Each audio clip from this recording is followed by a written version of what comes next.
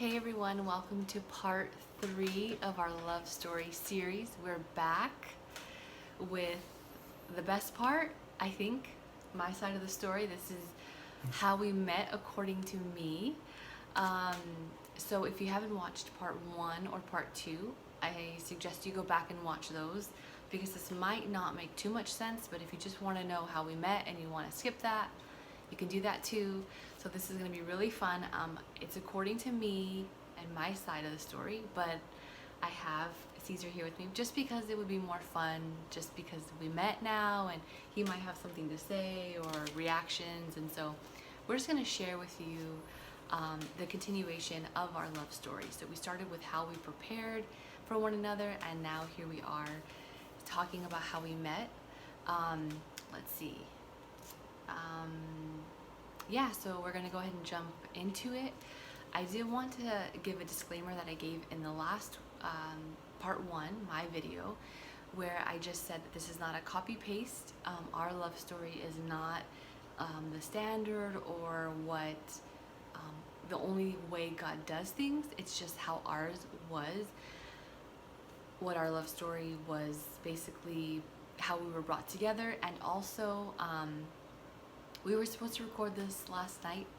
We're recording it today, which it doesn't really matter the time now, but we were supposed to record it last night and things kind of went sideways a little bit, so I was prepared to record it yesterday. And so today, here we are, ready to record, but the difference between yesterday and today is that God shared some stuff with me in the morning that he wanted me to make sure to highlight that he didn't give me yesterday. And so we were really upset that we didn't get to record yesterday, and we were supposed to do part 4 today, but God worked it out to where he made it even better, because I think something that I'm going to say that I wouldn't have said yesterday is really going to bless everybody. And I think I'm going to kind of say it now as a disclaimer, or not even a disclaimer, but kind of to share our hearts a little bit with you guys, is that we're not sharing our love story just because we think that people care about how we fell in love or how we met. You may care and you're watching it because you really do know us and you just want to hear about it. But the reason why we're sharing it is because it's a testimony to what God does for us as his children and what God can do. Am I saying that right? Yeah. Okay. Yeah. Perfect. Okay. Yeah. So it's fun to share this kind of stuff, and I'm sure you're a bit enjoying it, and you'll enjoy this part 2, or this part as well. It's part 3. But I just want to tell you that we're doing this because we want to share with you I don't know, I feel like there's no words for it. I was really believing for Caesar. Like, it wasn't just like I prayed a couple prayers and then he appeared. Like, there was a lot of stuff that happened in between, and I can't get to every single part of that, but I was really stirred up today by a conversation that I had with a friend, and it just reminded me of how I really had to hold on and believe for a promise that God had given me for my life. And so I pray that out of our testimony right now, our love story, that it would stir you up and have you believe for whatever it is that you're believing for. You don't have to be believing for a future husband. You could be believing for anything else that God has promised you. It could be anything. And I pray that this would give you it would just give you the faith to believe for it, and that you would see that it's possible. What you believe for, whatever promise God has given you, it will come to pass. You just have to keep believing, and you're going to hear that from this story. So sorry that was a super long intro, but here we go. Okay, so I have notes because there's quite a few things that I want to make sure I touch on because they're important, and it all pieces together to share how things happened. Okay, so you ready? So 2014. So I'm really sorry to start off before we actually met, but I have to share this part with you guys because it's so crucial to the story. So in 2014, I started a internship at the church I was attending, and it was a 1-year internship. So when I entered this, I was still single, still waiting on God, and there were no prospects.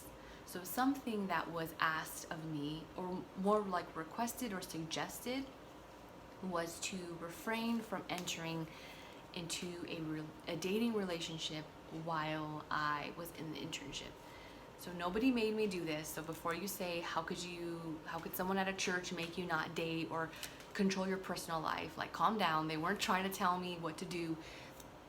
The internship was a working internship. I was doing actual work for the church, but it was also a time where you could devote a year to God in not just your work, but like with your life. So I just said, you know what? There's no man around. There's no prospects. This is gonna be easy. I'll just wait another year and I'll just give God like my last like best, because I felt like it was gonna be somewhat soon that I was gonna meet Caesar. So so that was the internship. So then 2014 was the internship. Then January 2015, I fasted with the church. It was a 21-day fast. It was called the Daniel fast, which, if you're not familiar, it's basically you're vegan and you do it for 21 days. So I did that fast. And so during that time, okay, so for the fast, I sought the Lord in what I should fast for. So on top of giving him the beginning, like, or the first fruits of like the year is the way I see it. So I fast in January to give him the beginning of the year, to devote that to him, and to kind of set the tone and the course of the whole year.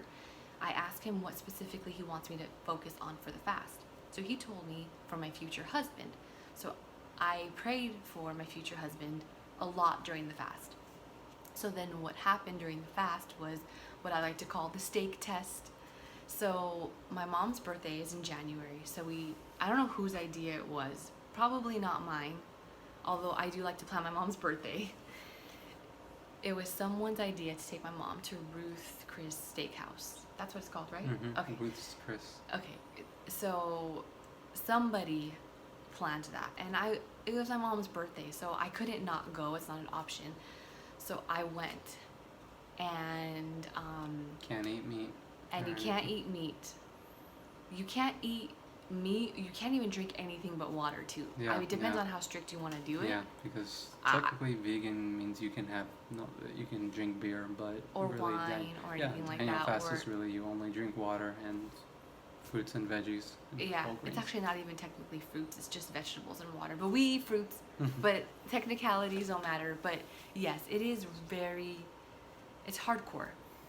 I mean, it's not as hardcore as a water fast, but to me it was hardcore. So no meat, and I'm going to a steakhouse. So I'm looking at the menu and I'm like, what can I possibly eat here? And my family was like, you are kidding. Like, why would you do this?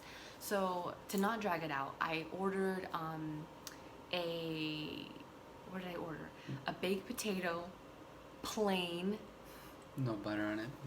I think they might have put butter, but no sour cream, no cheese, no bacon, like, yeah, which potato. I wasn't supposed to have butter either, but I mean, for goodness sake, I was eating a potato in place of a steak. It was asparagus, and then, I'm trying to visualize the picture. Asparagus and green beans, something green, I don't know, 2 green things and a potato. And my family was indulging in wine and macaroni and cheese and steak, like everything I could not eat. And then, like, I don't know about you guys, but I like my food like smoking, like steaming, piping hot. And I didn't know they did this. I had never been there before, but the slab where the meat was on was like hot. So basically your steak is like hot till the last bite. Oh my goodness. When I looked at my plate and I was about to eat, I was like, I had to pray. God, I am sacrificing a steak for my husband. I hope that you honor this and see this, because I don't even know, like, does this even make sense what I'm doing? Like, does it have to be this extreme, really? And so I did it in faith. And so I like to believe that I replaced that steak with my beefcake right here. That's what I call him, because I'm like, okay, now, like, whenever he's gonna take me somewhere fancy, like, I'm like, I want a steak, and I don't want like, don't take me to Sizzler, okay? I don't want that crap. I want like a $70 steak, and he does it for me. So you know, but we'll get to that. So that was the stake test. So I did that was 2015. So 2015 was the year that I was ending the internship. So as I was about to end it, I was on Facebook, and a mutual friend of him and I, no, we did not meet on Facebook. It's gonna sound like that. A mutual friend posted promoting their new church. So it was a new church that they were planting, and he was promoting it, and I saw it on Facebook. I was scrolling. I was actually at the church I was interning at the time, and I was scrolling on Facebook. I saw it, and I heard in my spirit, or in my heart, I heard God say, you're going to be at that church. Like, you're going to leave this church and you're going to be at that church. And I remember thinking, like, no, I'm not. Like, I'm interning so I could potentially be on staff at this church. Like, I'm not going to leave and go to this church. I don't even know what this church is about. So I just like brushed it off and didn't pay any attention. So then, so the internship ends in July 2015. 2 months later, I start feeling a tug on my heart to leave the church that I'm at. Now, I was at the highest level of leadership that you can be without being on staff. Like, the key that I had on my key ring opened every door to the church. Like, I was in, like, this is what I was believing for. Like, I wanted to be in ministry. And so I couldn't imagine abandoning that whatsoever. So then I just told God, no, I'm not leaving. So I got sleepless that night. I felt unsettled. So I finally went to the pastor who I had interned for. And so the internship was over. I was there by my own choice, and I could date and everything. And I could, at this point, the fast was over. So it wasn't like I was being like held back by anything or anything like that. So I went to him and I said, look, I think I'm supposed to stop serving on this ministry. I was the director of that ministry. So I'm like, I think I'm supposed to pull back from my position and potentially leave the church. And he was like, oh no, you gotta go pray. Like, that's not right. Like, you're not supposed to leave. So then I thought that, this is a whole nother message. I thought because he was a pastor, he knew, that sounds wrong to say, he knew what he was talking about, but he didn't know what God was telling me. Okay, God had direction he would give it me.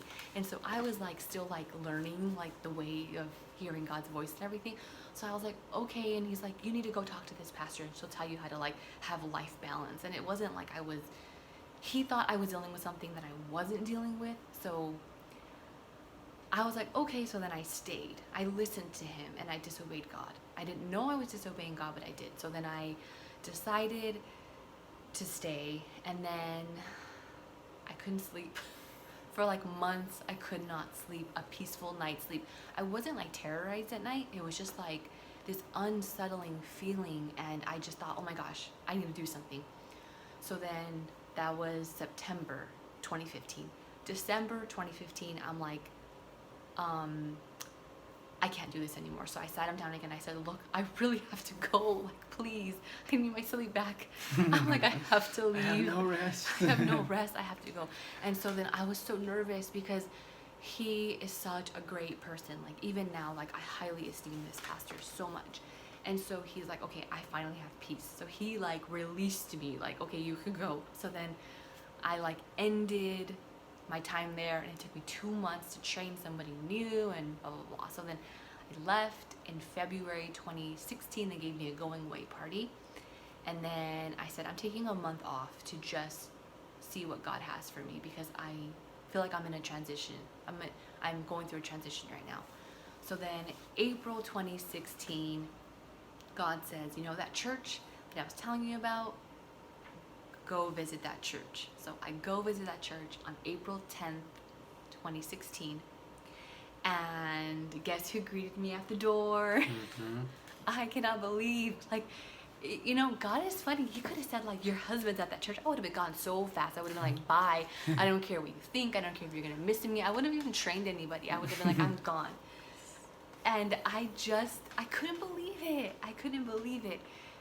I didn't know at the time that he was my husband, but when he greeted me and we talked, there was something. And so I'll let you get into that on your part, because I'm already 15 minutes in and I still have so many points. But he greeted me at the door. So then I never went back to the other church again, and I started going to this church. So then I met him on that Sunday. So then the following week, the following week I went to his Bible study. So he was leading a Bible study. So I went to the Bible study, and it was a really small group. And so I went, and then I got to see him there. And then the following Sunday, the church had a service at someone's house. And so it was even more like a smaller gathering than it was originally, because the church was super, super small at this point. And so it was called the backyard service. So it was literally in someone's backyard. So sat in the backyard, and I was like new. This was like my second service. So I was sitting there, and there was a bonfire, or not is that what you call it? Yeah, a bonfire. And then and I'm sitting there, and then what happened? And then I don't want you to give it away, but like your part of the story. He walked up to me. He tells this part better, because I think it was more clear for him than me, because I was like the new person, so there was so much going on in my mind. But he approached me, and then he talked to me, and we were talking one-on-one. So that was the first time that we privately had a conversation. We were sitting in a group, and there was an empty chair next to you. Yeah, there was an empty chair next to me. So he sat next to me and talked to me, and I don't know what we talked about except for this. You asked me my favorite movie. Yeah, we talked about hobbies, what do you do for fun. Yeah. And then at this point, we asked favorite movies. Yeah, he asked me what my favorite movie was, and then I said Forrest Gump first, I'm pretty sure, because I'm loyal to that movie no matter what. And then I said the second one was Jurassic Park. And then the moment that he said it, he grabbed my arm, like he touched me, and I had like a tank top on because it was warm. It was April, it was warm. And I just remember thinking, oh my gosh, he's touching me, and he's a guy, and I need to honor my future husband. So I remember thinking, he needs to stop touching me right now. Like, he was cute and everything, but you cannot be touching me. So that's what I remember. But it was Jurassic Park. So I grabbed her and I said, I love that movie, just so you know. Oh, I didn't just grab her just to be like, she says, I love Jurassic Park. That's weird. I'm just saying. You had to lay that out. I told you have to feel it. You could have told them what I did. It sounded like you just said, I love Jurassic Park. He grabbed my arm because he was excited, because he loved Jurassic Park too. So if you know us, that's why our baby was a dinosaur for Halloween last year, and that's why we love Jurassic Park, and like we watch the movie 1,000 times a year, because I love it on my own, he loves it on his own, and then we love it together. And every time we watch the movie, we find new things in it, don't we? Anyway, so we say you had me at Jurassic Park because that was like that moment where you're like, I don't want to say the stars aligned because I don't believe in that, but like that was a moment where there was like a collide. Like it was like, wow. So yeah, we're not that saved, you guys. We weren't like quoting scripture to each other. We were talking about like movies. So don't worry about like, oh my gosh, you guys are squares. Like we're saved, but we also know how to have fun while we're at it. So we were talking about Jurassic Park, and then that ended, and then so I continued going to his Bible study. I continued going to the Sunday service at that church. And then over the course of, over the course of the Bible study, that is where, that's where the important stuff happened.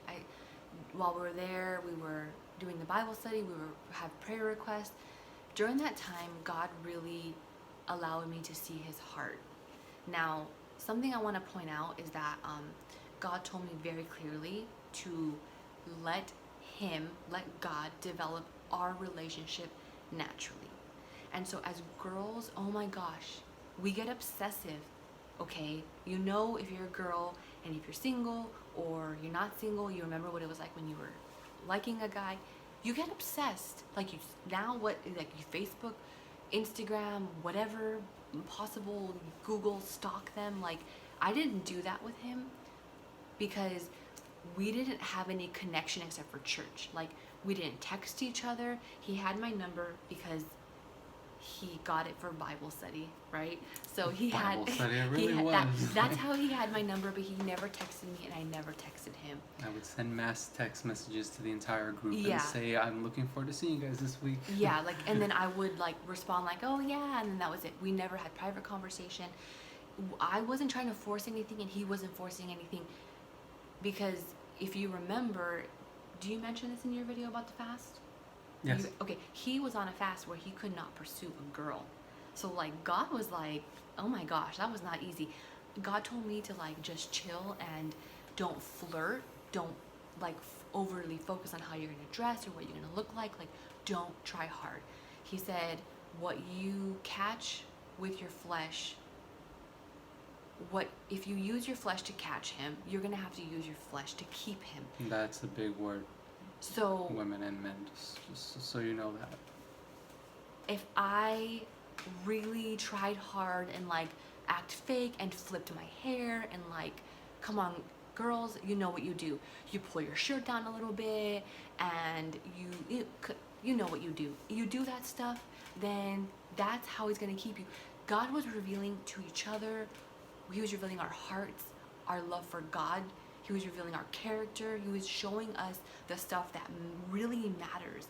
Were we attracted to each other? Yes, but honestly, if you ask us, like, we will tell you, like, that wasn't the number one highlight. Like, it wasn't like, oh my God, he's so hot, and oh my God, she's so hot. Like, he'll tell you, maybe in his video, but he said that the thing he noticed about me that stood out to him most was my confidence.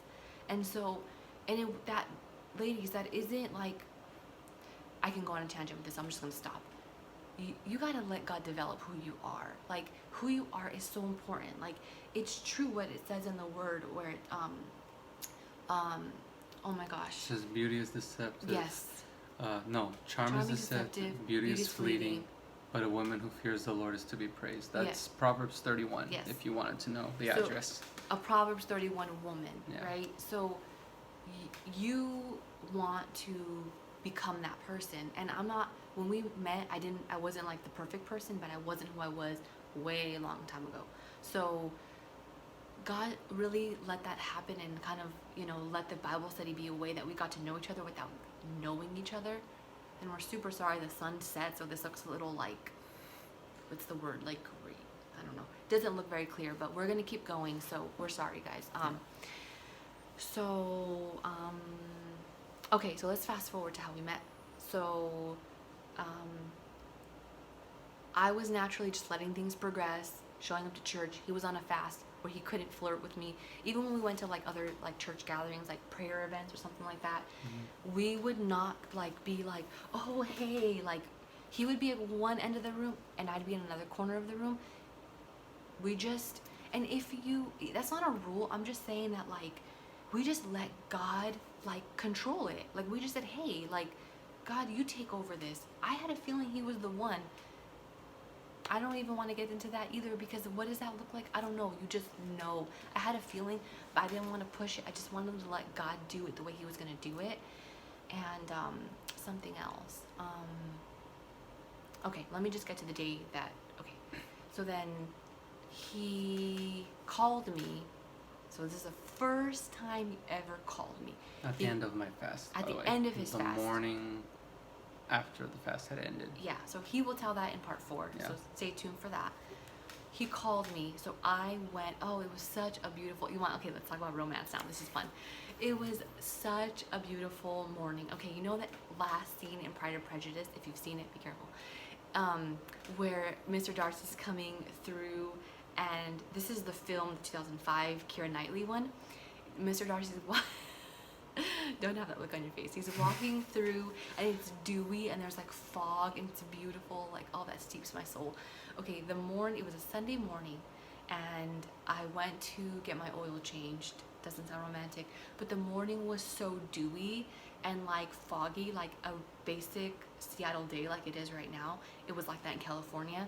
And it was so thick and the fog was like beautiful, and I'm like, I was so romanced by that. Like God was romancing my heart. So I drop off my car at the mechanic, and then I walk to Barnes and Noble, and I go into Barnes and Noble and I open up my journal and I'm just ready to have my quiet time with the Lord, and I'm so romanced, I'm so happy. And then I'm sitting there and my phone's on the table and my journal's open, and then my phone's ringing, and then it's like 10 in the morning. And it's Caesar's name. It's Caesar calling me. And I look at it and I'm just like, okay, he's never called me before. And I just felt like God was saying, like, it's time. Like, this is it. And I was like, oh my gosh, this is it. Like, let me just remind you, we had no idea how we felt about one another. Did you have any clue how I felt about you? Not at all. I didn't have any clue because he couldn't tell me. He couldn't give me clues. And I couldn't flirt. I couldn't do anything. I had no clue. So as far as I knew, like, it was like there, not platonic, but there was nothing there as far as I knew. So then he calls me, and then I see his name on the phone, and I answer it, and then he's calling me to invite me to have coffee after church. Church was at 5 p.m.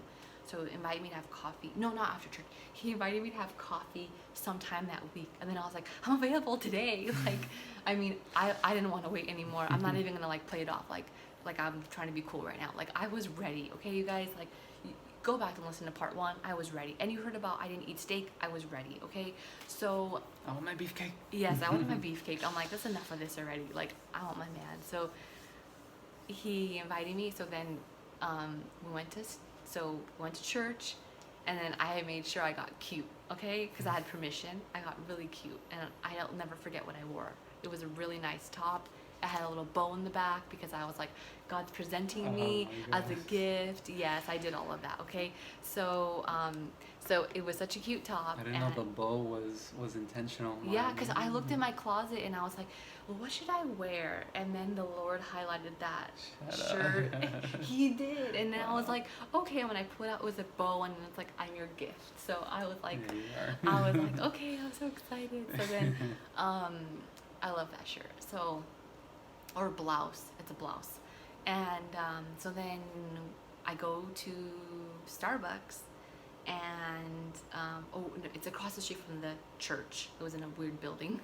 We were renting a spot. Yeah, renting a spot. So I went. So then church ended, and then went across the street to the Starbucks, and I go there, and then this is a blur to me. This part all the time. Yeah. So.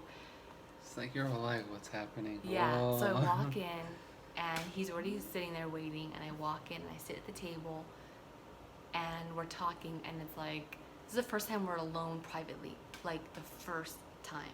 We never, ever hung out alone before this, so it was like, okay, here we are, so we're sitting there, and then I don't know what we talked about whatsoever, except, I'm just going to tell you this, and I'm going to wrap it up, because this is about to hit 30 minutes, but,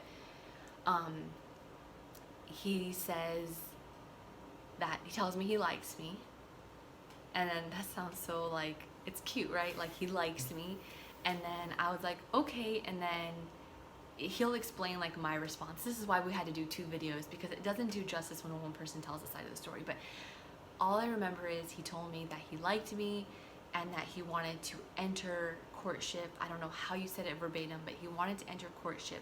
So if you're wondering what that means, basically you are dating with the intention of marriage. So this was like, we went from platonically being not even really friends, not even ever hanging out privately, never texting, never talking on the phone privately, to then at the Starbucks, he asked me if I wanted to enter courtship, and we are now boyfriend and girlfriend.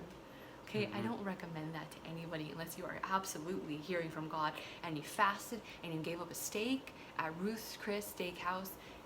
I don't recommend you doing that. I'll talk more about that, because honestly the heart behind that is just getting past the games. None of this like 3 dates. We're on 3 dates, and now now we've seen. I think I want to go a little deeper. It's like, I'm just letting you know off the bat that I like you, and I wanna pursue you. I want to enter into a relationship with the intent, like she said, that see if someday we would want to get married. And that was my heart's conviction, and she shared it, and I'll get more into details of that in my part. But so I told you that I didn't want to date, right? And not just that, but I don't know if I had mentioned that I had a promise ring, or I called it a purity ring, and I wore it on my left finger. I don't have my ring on right now.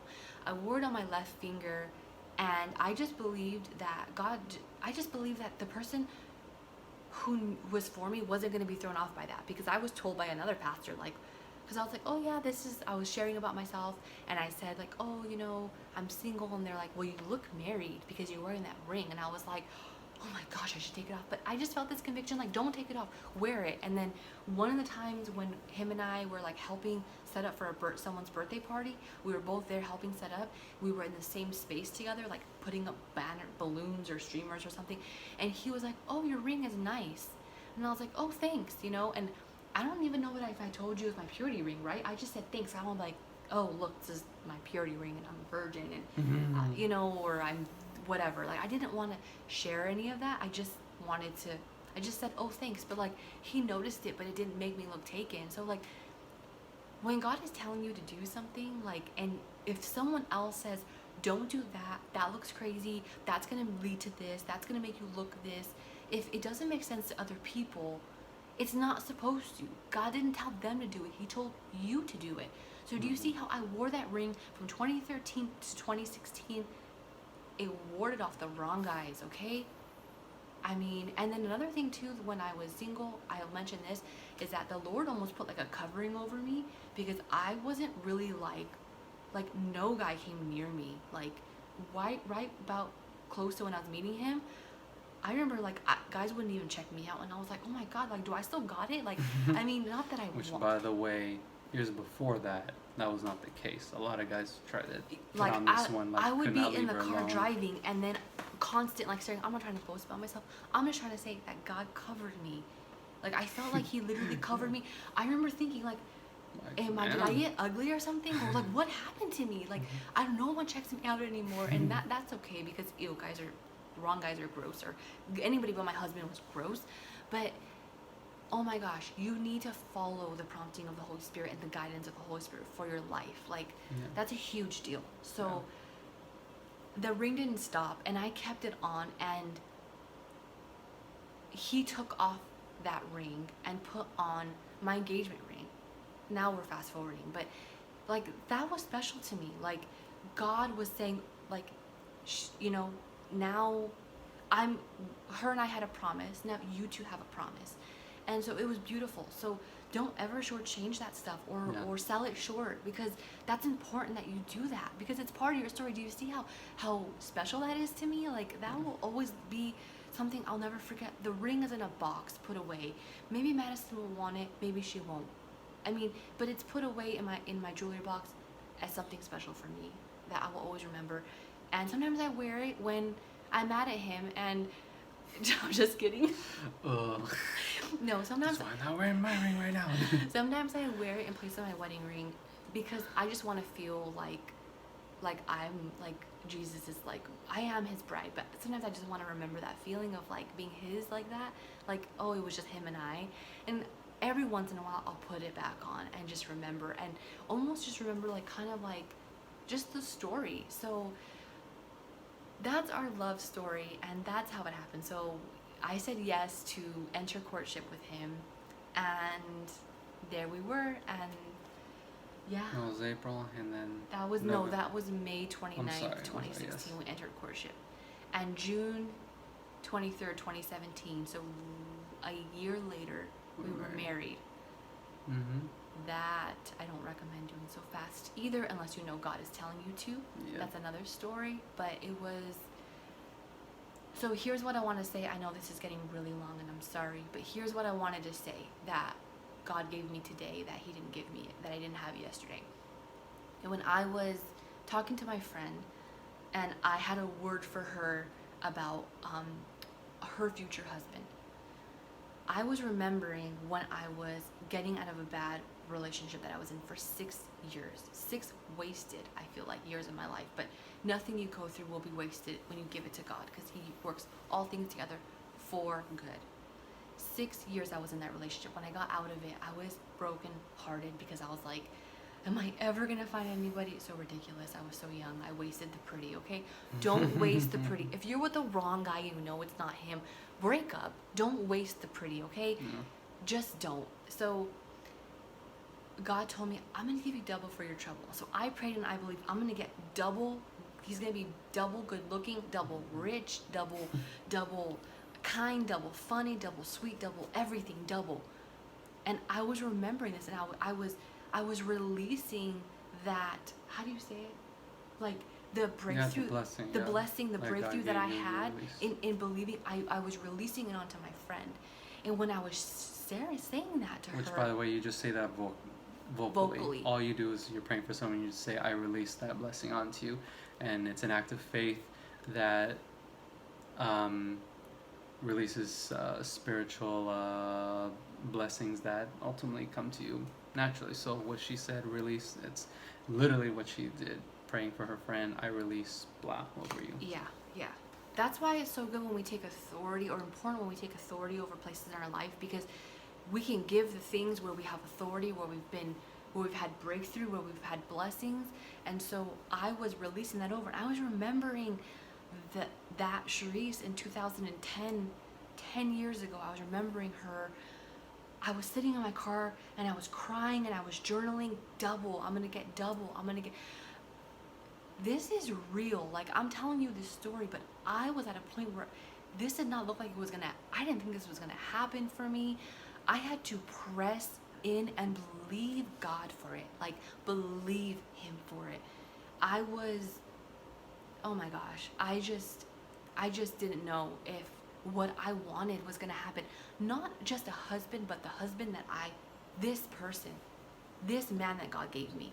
And so this story is not just to talk about ourselves, but it's to tell you that if you hold on and you do not let go, and you allow God to finish what He started, which in 2010, He stirred me up to pray those prayers. He stirred me up to believe for that person, for Caesar. This is my perfect person. This is the person God had for me. He didn't double, okay? I was telling Caesar this earlier and telling my friend. He exponentially. Double is twice. It's 1, 2. He gave me somebody times like a million. Exponentially better than that person, for sure, and for anybody else. So if you believe God, He'll do that for you. If you just believe in faith that He has it for you. So whatever promise that He's given you, it's a spouse, it's for a child, it's for a job, it's to be debt free. What else? For health. Healing, Health, yeah. the salvation of a family member. I'm believing for a few people. We're believing for a few people in our family right now. We're believing for their salvation. Mm-hmm. Do not give up. Do Yeah. not give up. Yeah. So I hope you liked and enjoyed this love story, part 3, according to me, according to the girl. And stay tuned for part 4, because I think it's funny when he shares it. Not like it's like funny like a joke, but I love hearing his side of it. So we pray this encouraged you, blessed you, and yeah, we can't wait to see you guys in the next one. Thank you so much for watching all the way till the end. I know it was a long one, but I hope you enjoyed it. God bless you. We love you guys, and we'll see you next time. Mm-hmm. Bye. Bye.